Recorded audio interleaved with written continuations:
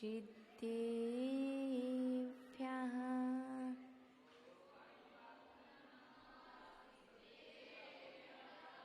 नमो वैरिहन्ताणं नमो सिद्धाणं नमो वैरियाणं नमो वज्रायाणं नमो लोये सव्यसाहुणम्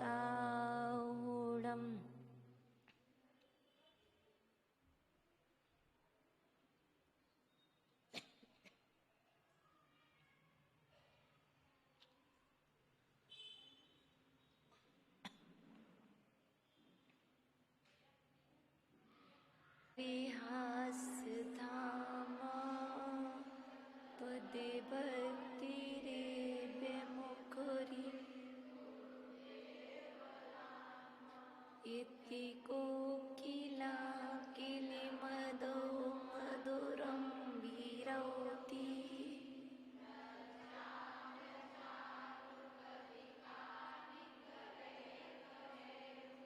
बोलिए देवादिदेविकचरादित ब्रह्मादिनाथ भगवान की देवादिदेविकल मोलनय श्री सुमतिनाथ भगवान की जय। परम पूजनीय आचार्य भवन श्री मानतुंग स्वामी की जय। प्रातः स्मरणीय सारस्वत कवि नई चकोटी मम गुरुवरी आचार्य भवन शिक्षक विभो सगज गुरुदेव की जय।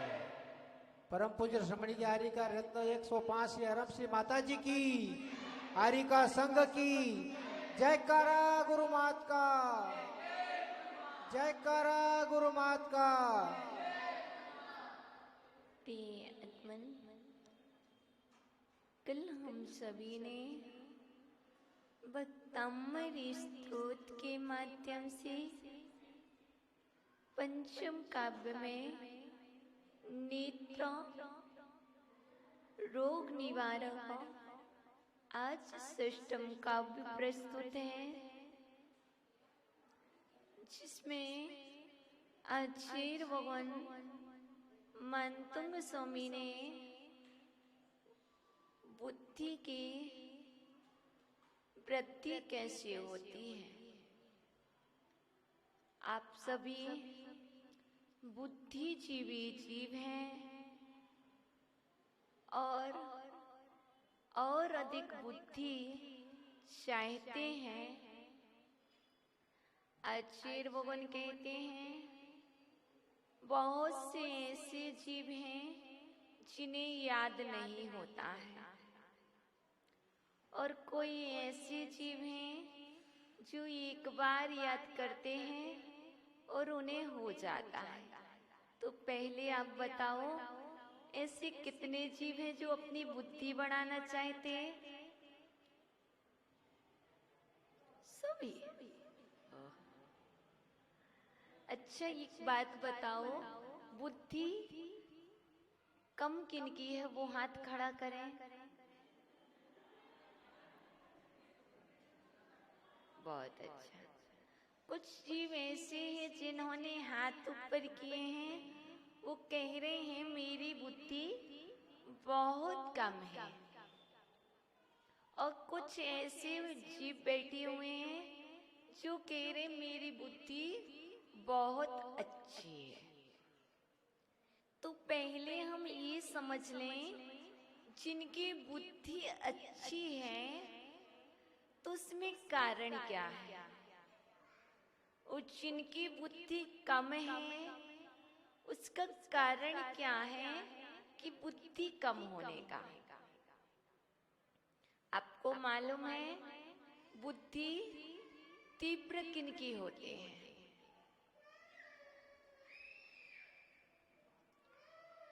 जिनका शुभ कर्म का उदय होता है उनकी बुद्धि तीक्ष्ण होती है, और जिनका अशुभ कर्म का उदय होता है उनकी बुद्धि बहुत कम होती है। ये तो नॉर्मल सी बात है, पर एक बात बताएं, यदि आपको अपनी बुद्धि बढ़ाना है तो सबसे पहले आप एक चीज का त्याग कर दो। करोगे? अहंकार का त्याग कर दो। अहम, यदि आप अहंकार का त्याग करते हैं तो आपकी बुद्धि बढ़ जाएगी। अभी हम प्रैक्टिकल बताएंगे। तो पहला कारण कौन सा त्याग करना? अहंकार। दूसरा, बुद्धि कम होने में ये कारण है, कभी आपने किसी की पुस्तक चोरी की होगी। पक्का? आज नहीं तो कल, कल नहीं तो परसों, परसों नहीं तो पूर्व जन्म में, किसी न किसी जन्म में आपने किसी की पुस्तक चोरी की होगी। पुस्तक को छुपाया होगा, कभी पेंसिल, कभी कॉपी। बच्चों, पेंसिल चोरी करने से, पेन चोरी करने से, बुक चोरी करने से, कॉपी चोरी करने से, क्योंकि मैं पास हो जाऊं और मेरा मित्र फेल हो जाए, वह मुझसे आगे न निकल जाए, इस उद्देश्य को लेकर के आपने पुस्तक चोरी की होगी, कभी छुपाई होगी। नहीं छुपाई? तुम्हें क्या मालूम इस जन्म में नहीं छुपाई, अगले पूर्व जन्म में आपने छुपाई हो, जिस कारण से इस जन्म में आपको बुद्धि कम मिली है। आचार्य भगवान कहते हैं, यदि तुम बुद्धि बढ़ाना चाहते हो, ये तो सत्य है कि ज्ञानवर्णी कर्म का उदय होता है, ज्ञानवर्णी कर्म का उदय होता है तो बुद्धि कम होती है, और ज्ञानवर्णी कर्म का क्षयोपशम होता है तो बुद्धि तीक्ष्ण होती है, और क्षय होता है तो और भी तीव्र होती है। तो कुछ जीव ऐसे बैठे हुए हैं जिनका ज्ञानवर्णी कर्म क्षय को प्राप्त है, और कुछ ऐसे जीव बैठे हुए हैं प्रतिभाशाली, जिनका ज्ञानवर्णी कर्म का क्षयोपशम अच्छा है, और कुछ ऐसे भी मंद बुद्धि बैठे हुए हैं जिनका ज्ञानवर्णी कर्म का उदय चल रहा है। तीन तरह के जीव हैं, क्षय वाले, क्षयोपशम वाले, उदय वाले। जो क्षय वाले हैं, जो क्षय वाले हैं, उनकी बुद्धि बहुत अच्छी है, और जो क्षयोपशम वाले हैं उनकी भी अच्छी है उदय की अपेक्षा। आचार्य भगवान कहते हैं, तो आप क्या कीजिए, बुद्धि बढ़ाना है तो सबसे पहले पुस्तक चोरी करने का त्याग कीजिए। करते हैं बच्चों? पुस्तक नहीं चोरी करेंगे, किसी की भी छुपाएंगे नहीं, पेंसिल चोरी नहीं करेंगे, कॉपी चोरी नहीं करेंगे, और अहंकार नहीं करेंगे। आपकी बुद्धि बढ़ जाएगी। और यदि अभी तक ऐसा किया हो, कभी किसी की पेंसिल बुक छुपा दी हो, तो भगवान के सामने निवेदन कर लेना, हे भगवान, मैंने किसी की पुस्तक चोरी की थी, अब मुझे ज्ञात हो गया है पुस्तक चोरी करने से, कॉपी पेंसिल छुपाने से या चोरी करने से बुद्धि कम होती है। आज मैं उसका प्रतिक्रमण करता हूँ। आप मैं इसका गुरुदेव से प्रायश्चित ले लूंगा, ऐसे भाव रखिए। इसके बाद क्या कीजिए, बड़े लोग हैं, माताएं कहती हैं मुझे याद नहीं होता, आज जो पढ़ते हैं वो यहीं का घर नहीं जाता,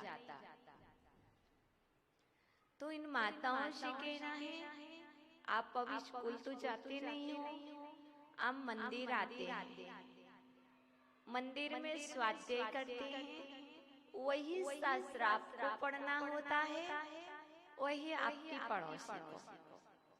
तो कभी वो आपको मिलता नहीं है, खोजना पड़ता है, तो कभी यहाँ से शास्त्र उठा करके ऐसी दूसरी अलमारी में विराजमान कर देते हैं, जिससे वो शास्त्र दूसरा ना पढ़ पाए।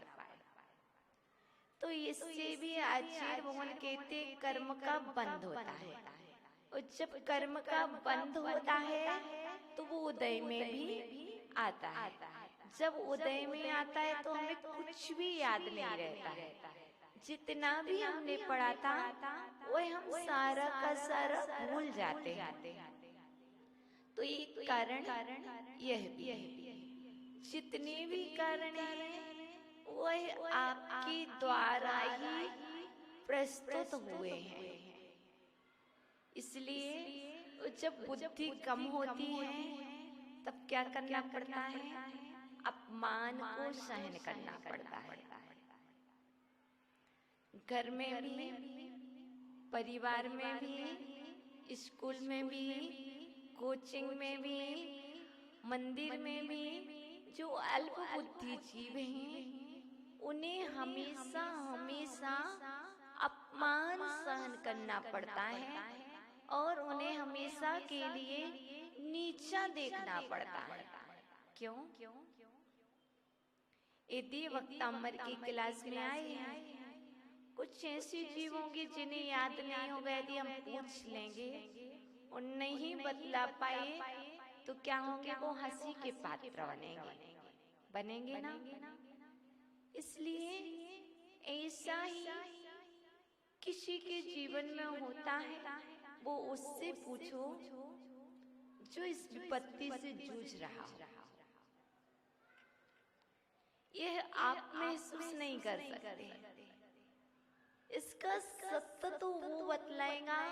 उस स्टूडेंट से पूछो जो स्कूल प्रतिदिन जा रहा है, कोचिंग जा रहा है, और उसे टीचर की पनिशमेंट सहन करना पड़ रही है, अपमान सहन करना पड़ रहा है। उस बालक से पूछो वो कैसा महसूस कर रहा है। आप एक पल के लिए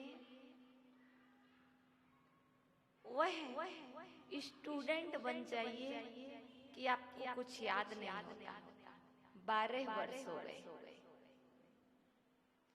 12 वर्ष हो गए भैया। 12 वर्ष में नमोकार मंत्र भी याद नहीं हुआ है। आप सोचिए, जिसके पेरेंट्स 12 वर्ष तक उस बालक को इतना परिश्रम करा रहे हैं, उसके बाद भी वह बालक 35 अक्षर याद नहीं कर पाया, उसके जीवन में क्या होगा? वह प्रति समय एक ही बात सोच रहा है, काश मेरा जन्म ना होता। इससे अच्छा तो है मेरा मरण हो जाता, कम से कम मुझे इतना अपमान तो सहन नहीं करना पड़ता। आज यदि स्टूडेंट स्कूल में कम मार्क्स लाते हैं तो क्या होता है? कुछ सुसाइड कर लेते हैं, कुछ अपने जीवन से हाथ धो लेते हैं। लेकिन आप अपने बालक एवं बालिकाओं को एक संकल्प कराइए, बुद्धि बढ़ाना है ना, बढ़ेगी। बच्चों गारंटी से कह रहे बुद्धि बढ़ेगी। एक संकल्प लो, जब तक पढ़ाई करेंगे तब तक ब्रह्मचर्य व्रत का पालन करेंगे। ले सकते हैं? जितने भी ये सारे बच्चे बैठे, सारे ऊपर हाथ कर लो खड़ा। जब तक पढ़ाई करेंगे तब तक ब्रह्मचर्य व्रत का पालन करेंगे। ये क्या होता है ये हम बता दें, ठीक है? संकल्प तो ले लो, हम आपको बताएंगे क्या होता है, ठीक है? दूसरा नियम, जीवन में कैसी भी परिस्थिति आ जाए, चाहे फेल हो जाए, कुछ भी हो जाए, कभी भी सुसाइड नहीं करें, ठीक है? इतना संकल्प करो और बुद्धि 1 महीने के अंदर आपकी इतनी बढ़ेगी, हम आपको बता नहीं सकते कितनी बढ़ेगी। जितने अच्छे से आप नियम का पालन करोगे उतनी अधिक आपकी बुद्धि बढ़ेगी। बढ़ाना है बुद्धि तो 2 नियम ले लो, कभी भी सुसाइड नहीं करेंगे, और जब तक पढ़ाई करेंगे या जब तक शादी नहीं होती है तब तक ब्रह्मचर्य व्रत का पालन करेंगे, बराबर? ये बुद्धि बढ़ाने में एक कारण है। माता पिता मात्र बच्चों को प्रेशर डालते हैं, पढ़ाई करो, यदि नंबर कम आएंगे तो क्या करेंगे, तुमने क्या किया है? और जब बच्चा डिप्रेशन में आता है तो सब कुछ भूल जाता है, माँ को भी भूल जाता है, पिता को भी भूल जाता है, और सदा के लिए आपका वाला, आपकी बेटी आपसे बहुत दूर होते हैं। तो माता पिता को सबसे पहले एक शिक्षा देनी है अपने बच्चों को। कैसी भी स्थिति हो, नंबर अधिक आए तब भी चिंता नहीं, कमाए तब भी चिंता नहीं। अभी 2 दिन के पहले की बात है, एक बालक को 92 नंबर आए। अब वो क्या कर रहा है, रो रहा। क्यों? नहीं, दुख के, गम के कारण कि मेरे को 99% मार्क्स आना थे और 92 क्यों आए? रो कर आर्त ध्यान करना है, और पेरेंट्स भी क्या कह रहे हैं, हाँ ऐसा क्यों हुआ? जहाँ उन्हें संबल देना चाहिए, कोई बात नहीं, तो फेल तो नहीं हुआ ना, उससे तो अच्छे है जिसके मात्र 60% है, उससे तो तू आगे है जिसके मात्र 85 है, उससे तो तू बहुत आगे है जिसके मात्र 40%। पर पेरेंट्स भी ये संबल नहीं ले रहे। तो बच्चों की बुद्धि बढ़ाने में एक पेरेंट्स का हाथ भी होता है। बच्चों को संभालने के लिए पेरेंट्स की बहुत अनिवार्यता होती है। पेरेंट्स उन्हें कैसे संभाल रहे हैं? यदि पेरेंट्स ये कह रहे हैं तुमने मोबाइल चलाया है, पढ़ाई नहीं की इसलिए, और कदाचित आपका बच्चा डिप्रेशन में आ जाए तो आप कैसे वापस लाएंगे? नहीं ला सकते। तो मात्र जीवन में एग्जाम में जो नंबर आए हैं वही महत्वपूर्ण नहीं होते हैं। मेरे पूज्य गुरुवर ने कहा है, उत्तीर्ण होना जितना मायने रखता है उतना ही मायने अनुत्तीर्ण होना रखता है।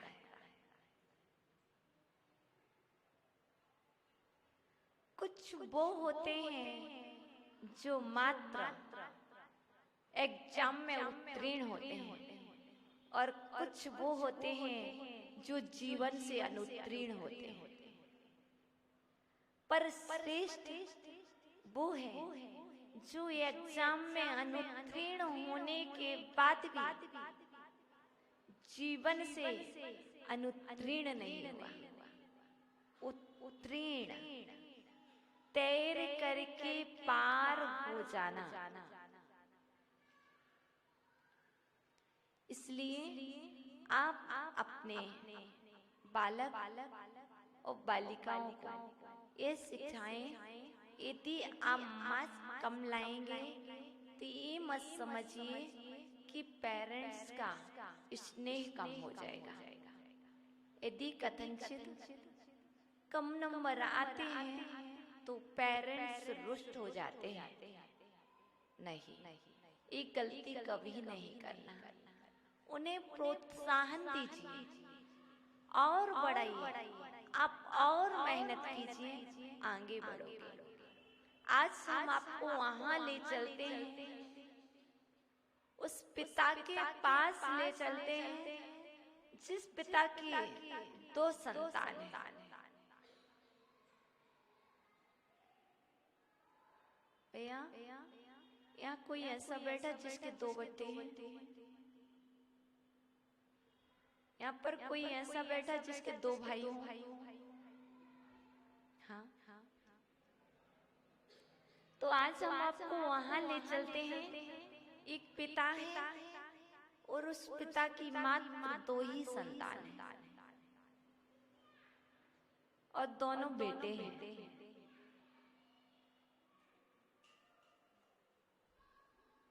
तो आज हम आपको हेमवाहन नामक एक राजा के पास ले चलते हैं।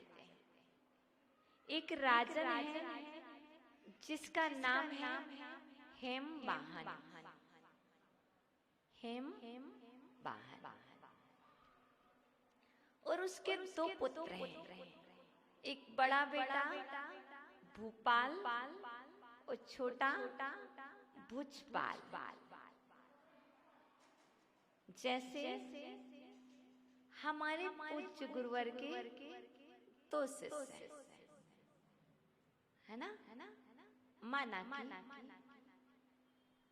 माना कि मेरे गुरुवर के 2 शिष्य हैं। एक पूर्व और एक पश्चिम। ठीक है। ऐसे हेमवाहन राजा के 2 पुत्र थे। एक का नाम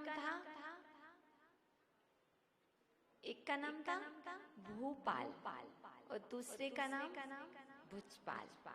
बड़ा बेटा भूपाल और छोटा बेटा भुजपाल। अब दोनों में बहुत अंतर था। इतना अंतर था, इतना कि जितना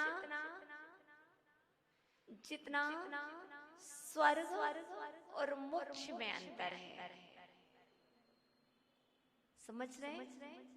जैसा अंतर पानी में और दूध में है, वैसा ही अंतर उन दोनों पुत्रों में था। पर पिता के लिए दोनों पुत्रों एक समान थे। पिता ने दोनों पुत्रों के लिए विद्यालय भेजा। कौन से? जिस विद्यालय में भूपाल को भेजा उसी में भुजपाल को भेजा। जिस थाली में भोजन भूपाल को कराया उसी थाली में भोजन भुजपाल को कराया।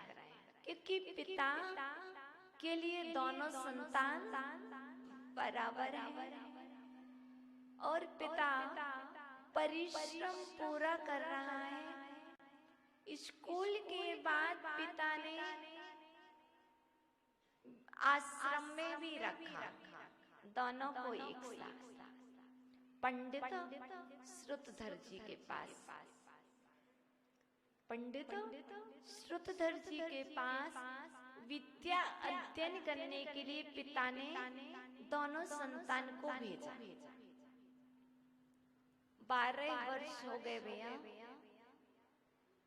दोनों पुत्र अध्ययनरत हैं 12 वर्ष में भूपाल बड़ा है, भुजपाल छोटा है।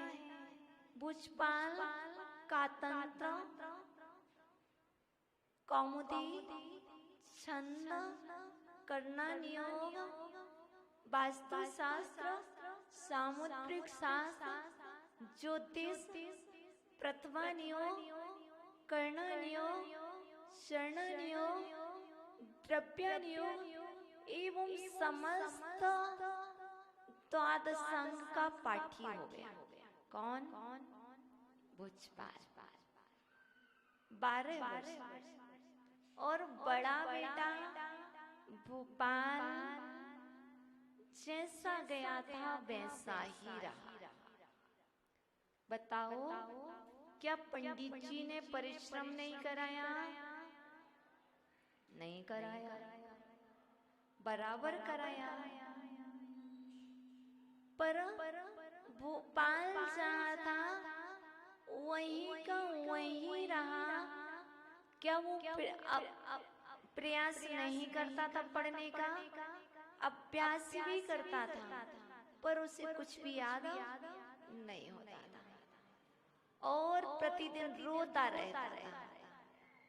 बहुत प्रयत्न करने के बाद आखिर पंडित जी कहने लगे, इस भूपाल के मस्तिष्क में तो भूसा भरा है। 12 वर्ष हो गए। 12 वर्ष में एक अक्षर भी याद नहीं कर पाया। आखिर पंडित जी परेशान हो गए, तो उन्होंने कह दिया कि ये तो भूपाल के मस्तिष्क में भूसा भरा है, भूसा भरा है, इसे कुछ भी याद नहीं होगा। अब मुझे इसके साथ मेहनत नहीं करना, क्योंकि बहुत दीर्घकाल समय होता है 12 वर्ष। और पंडित जी थक गए। एक दिन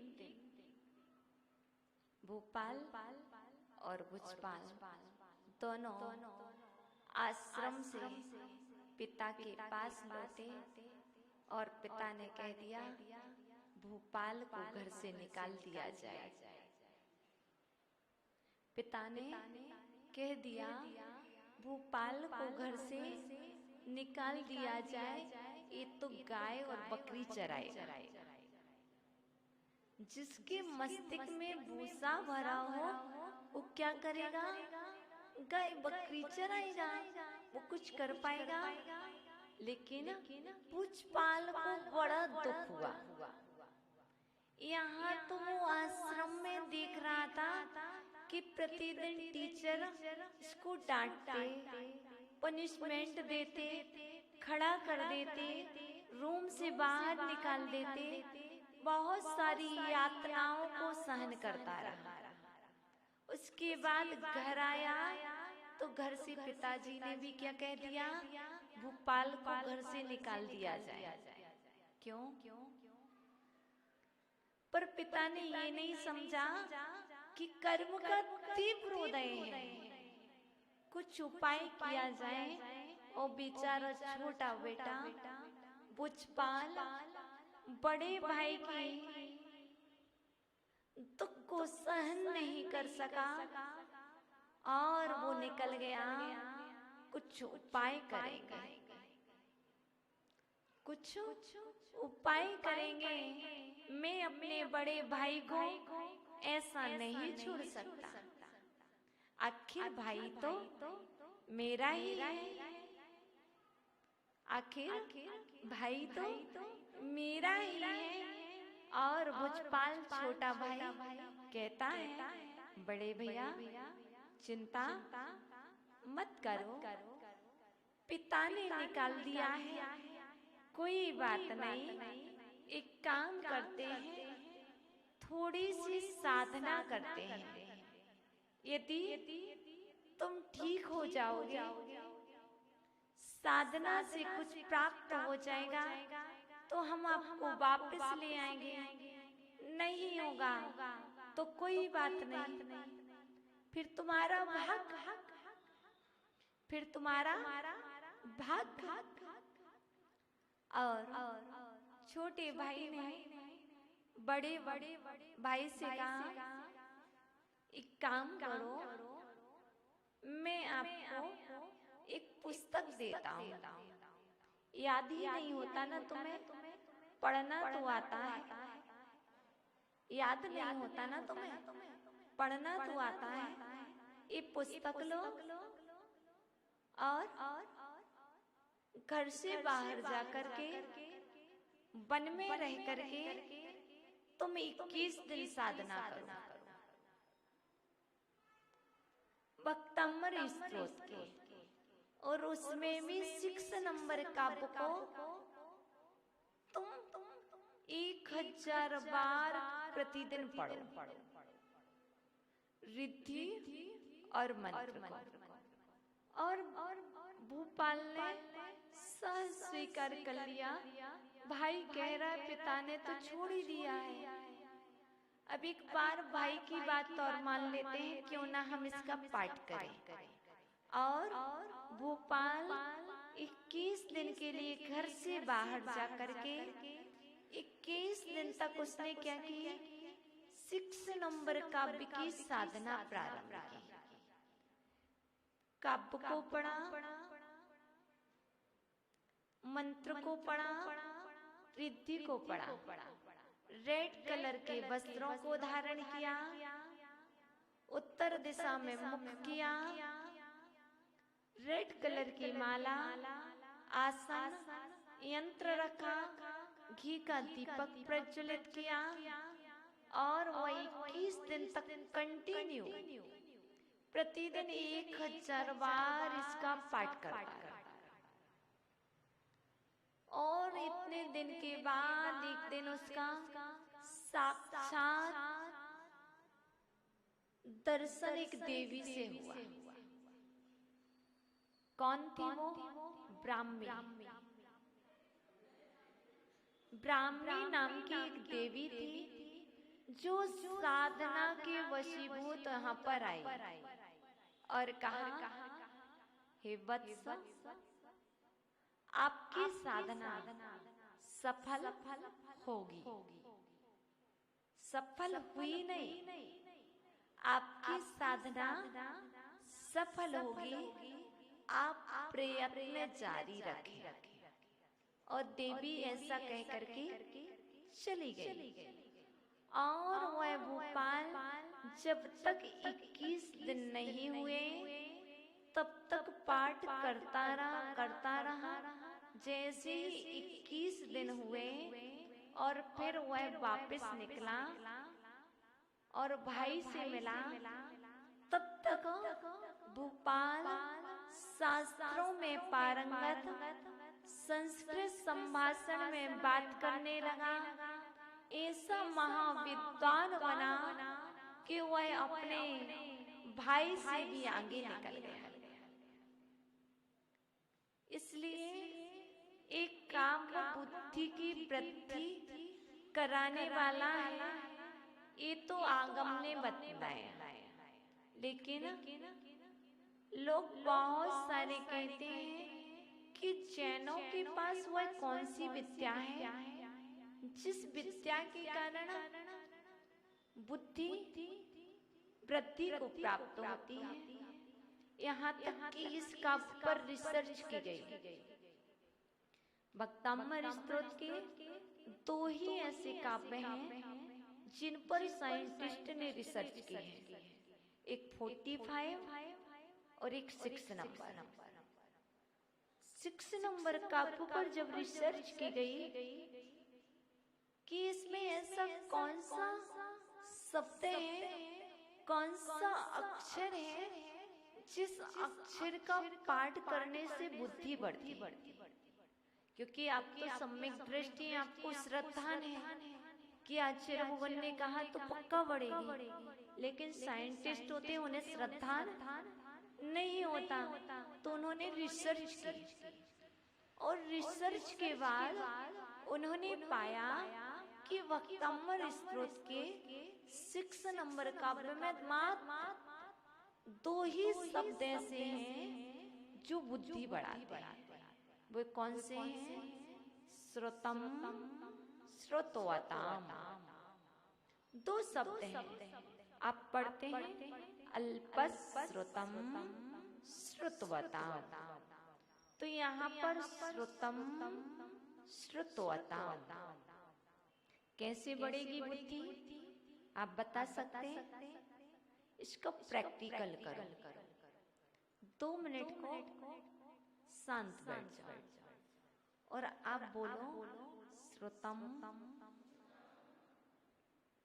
श्रुतवताम। अब आप कंटिन्यू इसको 1 मिनट तक बोलेंगे एक स्वर, और अंदर में फीलिंग करेंगे क्या हो रहा है। फिर हम आपसे पूछते हैं श्रुतम, श्रुतवताम, अम, आम, तम, ताम, श्रुतम, श्रुतवताम, अम, आम, तम, ताम, श्रुतम, श्रुतवताम, अम, आम, तम, ताम। फीलिंग करो क्या हो रहा था। फिर आपसे हम पूछते हैं तम, ताम, तम, ताम, तम, ताम, तम, ताम। किसी ने कुछ महसूस किया? तम, ताम, तम, ताम, श्रुतम, श्रुतवताम, अम, आम, तम, ताम, श्रुतम, श्रुतवताम। क्या महसूस किया?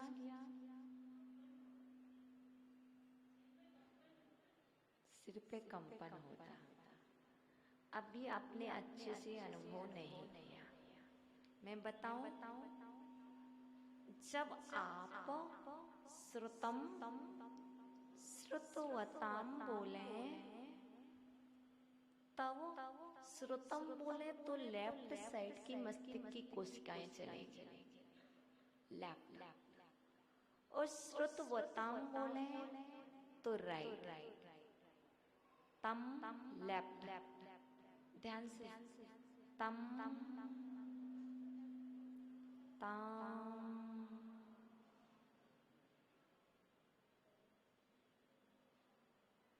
इस साइंटिस्ट ने रिसर्च के माध्यम से पाया कि जिनकी मस्तिष्क की कोशिकाएं एक साइड की चलती हैं और ये काम दोनों साइड की मस्तिष्क की कोशिकाओं को खोलता है। इसका ध्यान भी कर सकते हैं। तम, ताम, अम, आम, श्रुतम, श्रुतवताम। जितना अधिक इस काव्य को बोलोगे, जैसे भोपाल ने 1000 बार इसको बोला, तो क्या हुआ? साइंटिस्ट के अनुरूप तो उसके मस्तिष्क की कोशिकाएं खुल गई, और आगम के अनुरूप उसका पुण्य बढ़ गया, उसके कर्म, ज्ञानावरणी कर्म का क्षय हो गया, तो वह क्या नहीं बन गया। तो आप इस काव्य को मन में ना पढ़े। भक्तामृत स्तोत्र को मन में नहीं पढ़ा जाता है, इसको उच्चारण करके पढ़ें, तभी आपके रोग दूर होंगे। यदि आप मन में पढ़ोगे तो रोगों से मुक्ति कैसे मिलेगी? मन में ना तो आप कपालभाति कर पाओगे, है ना। इसलिए जब उच्चारण करके संस्कृत के वक्तामृत को पढ़ते हैं तो योगा भी होता है, कपालभाति भी होती है, सारे के सारे प्राणायाम वक्तामर स्त्रोत को पढ़ने से हो जाते हैं। तो इसमें ये दो शब्द थे, तम ताम। ये तम कहाँ पर है? श्रोतम का तम और ताम का ताम। ये दोनों अक्षर आपकी बुद्धि को बढ़ाने वाले हैं, आपकी बुद्धि को खोलने वाले हैं। और एक इसमें बहुत अच्छा मंत्र आया, उस मंत्र में बहुत सारी जगह अनुस्वार का प्रयोग किया गया है। क्यों? उस मंत्र में बहुत ज्यादा अनुस्वार होने के कारण वह भी बुद्धि को बढ़ाता है। आपको याद भी होगा मंत्र, याद है? और एक प्रैक्टिकल बतला दो, बच्चों की बुद्धि कैसे कम होती है? किसको खड़ा करूं? नाम नहीं बता, पल खड़े हो जाओ। देखो हंसना नहीं, यहाँ पर हंसना नहीं, सिर्फ इतना बताएंगे भैया, हंसना नहीं, पल के साइड ले लो। हाँ, हंसना नहीं, क्योंकि हम यहाँ पर बुद्धि बढ़ाना बताते हैं कैसे बढ़ती है। पल आप बहुत अच्छे हो बेटा, इसका कारण क्या है? आप बहुत अच्छे हो, इसका कारण क्या है? बोलो। पल आप बहुत अच्छे हो ना, इसका कारण क्या है? नहीं पता, कोई बात नहीं, बैठ जाओ, दिसी खड़ी हो जाओ। दिसी आप बहुत संस्कारवान बालिका हैं, इसका कारण आपस नहीं आ रही।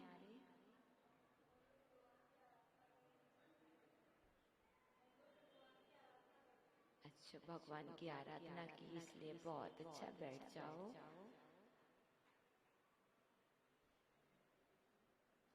कुड़िया खड़े हो जाओ, बेदी खड़ी हो जाओ, बेदी खड़ी हो जाओ।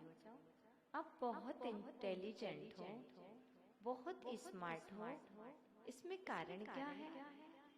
किस कारण हो? आप बहुत इंटेलिजेंट हैं, आप एक पल को भूल जाएंगी माता जी पूछ रही। आप ये समझिए कि आपकी फ्रेंड्स आपसे पूछे, बेटी तुम बहुत इंटेलिजेंट हो, बहुत स्मार्ट हो, कारण क्या है? कुछ तो बोल।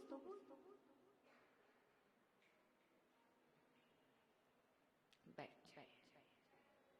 देखो यहाँ पर सभी साइलेंट है। पल के रही पता नहीं, दिसी कह रही हमने भक्ति की पूजा की उसके, और बेदी ने कह दिया पता नहीं। लेकिन यहाँ पर कुछ ऐसे लोग भी बैठे हैं, एक और बालक बैठा है, भैया से भी पूछ ले, भैया प्रासो खड़े हो जाओ। प्रासो तुम बहुत संस्कारवान हो और बहुत ही इंटेलिजेंट हो, कारण क्या है? नहीं पता, बहुत अच्छा। कम से कम ये तो कहा नहीं पता, ठीक है ना? 2 लोगों ने कहा नहीं पता, 3 लोगों ने कहा नहीं पता। और यदि कोई और होता, काश मैं होती और मुझसे पूछा जाता तो मैं क्या कहती? बताओ बताओ, वो तुम में हूँ, इसमें कोई डाउट? बराबर ऐसे ही ना बच्चों, तुमने हमसे नहीं कहा, लेकिन मुझे मालूम है तुम क्या कहोगे। यदि आपका मित्र आपसे पूछता और कोई लोक व्यवहार में पूछता, आप बहुत इंटेलिजेंट हो, बहुत सुंदर हो, बहुत स्मार्ट हो तो तुम क्या कहते?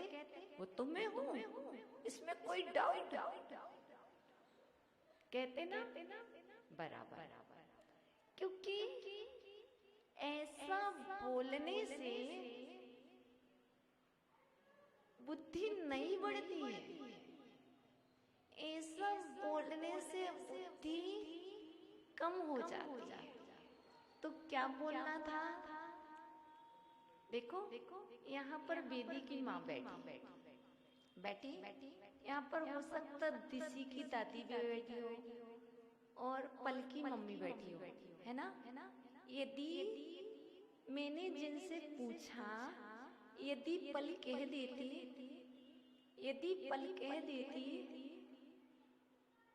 मैंने कहा पल बहुत अच्छी हो, बहुत संस्कारवान हो, और पल कदाचित कह देती माता पिता की कृपा,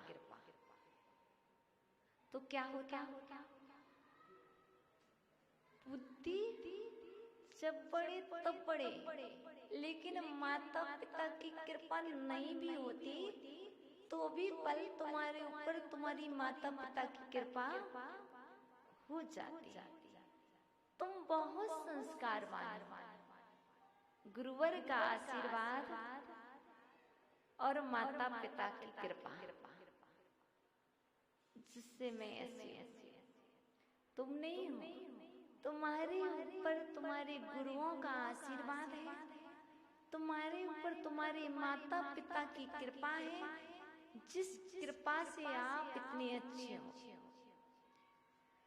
क्योंकि सत्य कह रही हूँ, यदि आपकी माँ, आपके पिता आपको कोई वस्तु चाहिए नहीं दिला रहे हो और कथनचित उनके कान में ये शब्द पड़ जाते कि मेरा बेटा माता पिता की कृपा,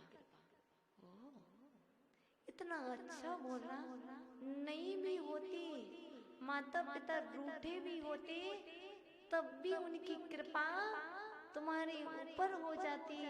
ऐसे ही यदि आप बोलते हो प्रभु की कृपा, गुरु की कृपा, तो प्रभु की कृपा नहीं होगी तो हो जाएगी, गुरु का आशीर्वाद नहीं होगा तो हो जाएगा, और बुद्धि बढ़ जाएगी। यदि हमारे जैसा बोलोगे कि वो तुम में हूँ, कोई डाउट, कोई संदेह, तो बुद्धि बढ़ने वाली नहीं है। जब भी बुद्धि बढ़ेगी कृपा को रखने पर बढ़ेगी। तो आज से मैं जो कुछ भी हूँ, मैं जो कुछ भी हूँ प्रभु आपकी कृपा से। हे गुरुवर, मैं जहाँ जो भी हूँ वह सिर्फ इसमें आपकी ही कृपा है, इसमें मेरा कुछ भी नहीं है। आप बहुत अच्छे नंबर लाए, तुम्हें पता नहीं मैं रात और दिन एक करती हूँ, पूरी रात पढ़ाई की थी, इसलिए मेरे इतने अच्छे नंबर आए। यदि मैं ना पढ़ती तो नंबर कहाँ से आते? चले गए सारे नंबर चले गए।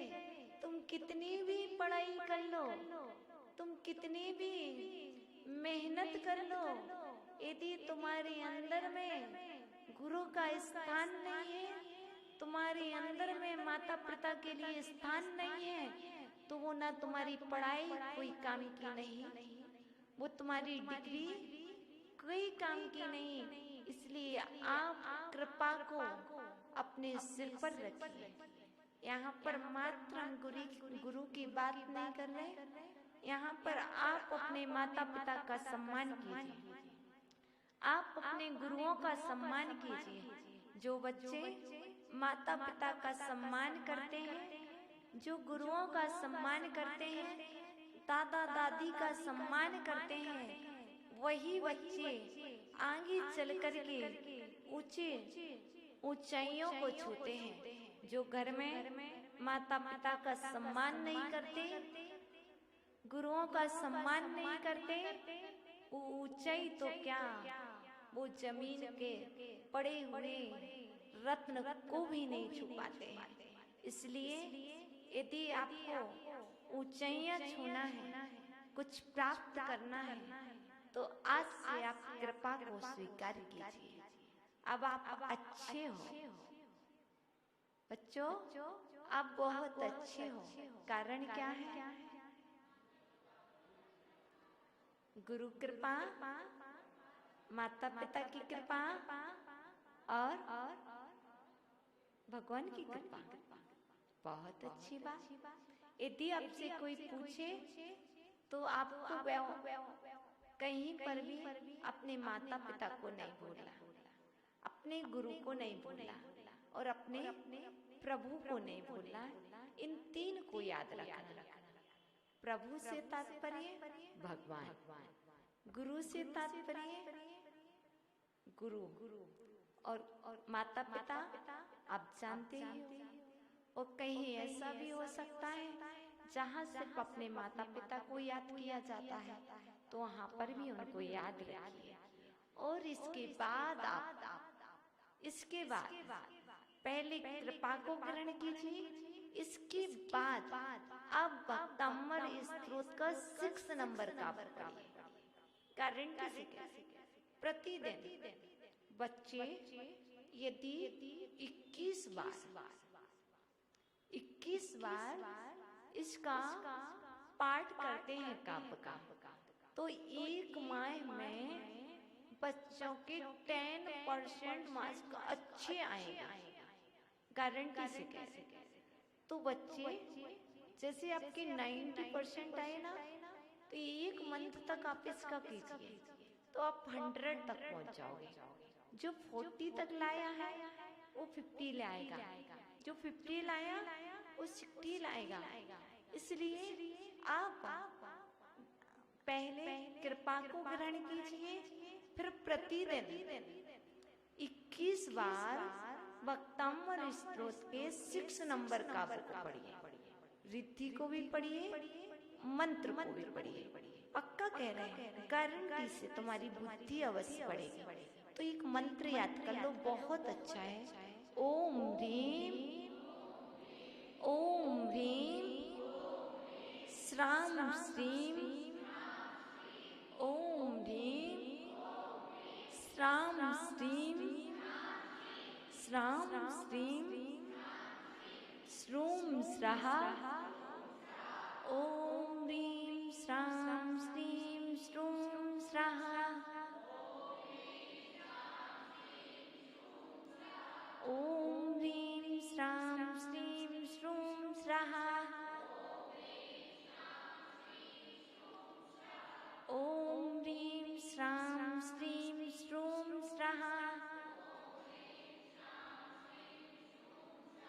बोलेंगे ओम ह्रीम। याद है क्या? पहले से याद है? नहीं है ना याद? ओम ह्रीम श्राम श्रीम श्रूम स्वाहा, हम सम ओम ह्रीम श्राम श्रीम श्रूम स्वाहा, हम सम। बोलेंगे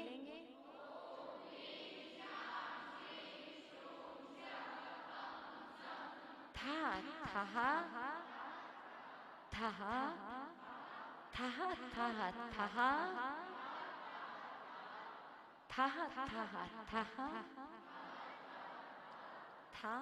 था के पीछे विसर्ग, था के पीछे विसर्ग।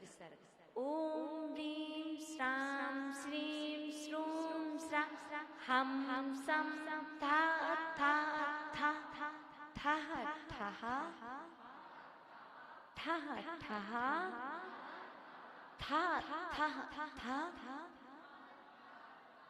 था ओम ह्रीम श्राम श्रीम श्रूम स्वाहा, हम सम था था ठहा बोलो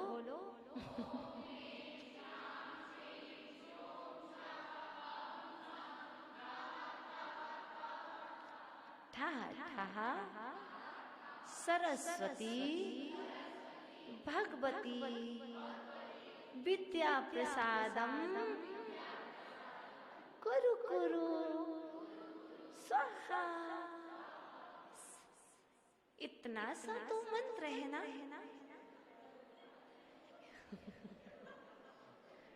ओम ह्रीं श्रां श्रीं श्रूं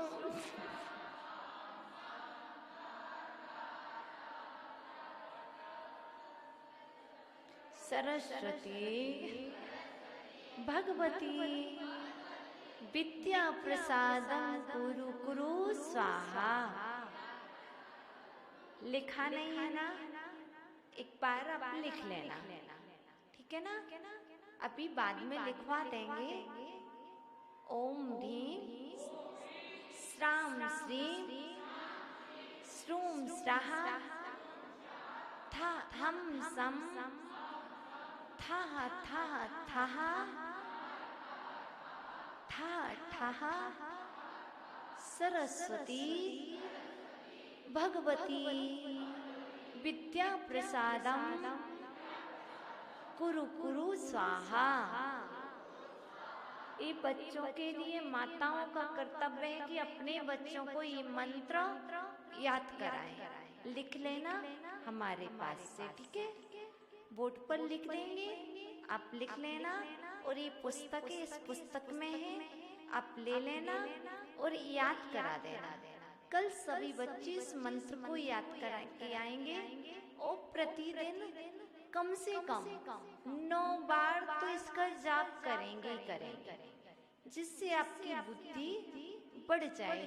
यहाँ पर आपको बता दें, समय हो गया है, फिर भी आपको बता दें, यहाँ पर मानतुंग स्वामी कह रहे हैं, हे भगवान मैं अल्प ज्ञानी, मैं अल्प ज्ञानी, और हम क्या कहते हैं, बहुत ज्ञानी। बस इतना ही अंतर है। मानतुंग स्वामी कह रहे मैं अल्प ज्ञानी विद्वानों के द्वारा हंसी का पात्र हुआ, क्योंकि मैं भक्तम्बर स्तोत्र को रच रहा हूँ, तो मैं विद्वानों के द्वारा हंसी का पात्र हुआ। लेकिन भगवान मैं क्या करूं, आपकी भक्ति मुझे प्रेरित कर रही है। जैसे बसंत ऋतु आने पर कोयल मधुर शब्द बोलने लगती है, वैसे ही मेरे अंदर में आपकी भक्ति मुझे इतनी प्रेरित कर रही है, बाचाल कर रही है कि लिखो, बोलो। और मानतुंग स्वामी अपने आप को अल्प ज्ञानी कह रहे हैं। इस काव्य का अर्थ कल हम आपको बताएंगे, शॉर्ट में आप समझ गए हैं। मानतुंग स्वामी कह रहे हैं मैं अल्प ज्ञानी हूँ, और आप कह रहे हैं मैं बहुत ज्ञानी हूँ। बस इसलिए आप बुद्धिहीन हैं, और मानतुंग स्वामी ने कहा मैं अल्प ज्ञानी हूँ, इसलिए वो बुद्धिमान है। आप कितने भी ज्ञानी हो जाए, मात्र इतना बोलना मुझे कुछ भी नहीं आता है, मैं मूर्ख हूँ, मैं मूर्ख हूँ, मुझे कुछ भी नहीं आता है, मैं अल्प ज्ञानी हूँ। और आप कहते हो मैं मूर्ख नहीं हूँ, मैं बिक हूँ। इसलिए आप बुद्धिहीन हैं। यदि बुद्धिमान बनना है तो आज से कहना शुरू कर दो मैं मूर्ख हूँ, मैं सठ हूँ, मैं सठ हूँ, मैं मूर्ख हूँ।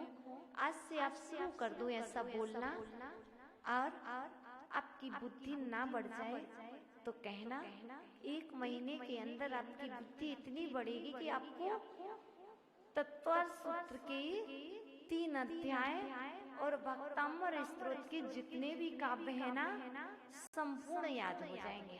ये गारंटी से कह रहे, इसलिए आज से आप कहना मैं मूर्ख हूँ, मुझे कुछ नहीं आता। ओम नमः।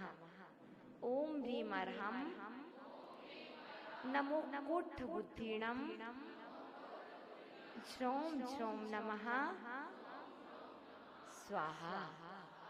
इस रिद्धि इसका जाप करना। नमो कोट्ठ बुद्धिणम, नमो कोट्ठ बुद्धिणम। ये बोर्ड पर हम कल लिखवा देंगे, क्योंकि हमारे पास छोटा बोर्ड नहीं है कि हम आपको सिखा सकें यहाँ से। यहाँ पर बड़ा बोर्ड वहाँ है, इसलिए हम आपको लिख करके नहीं बतला सकते। कल हम आपको बताएंगे। ओम नमः।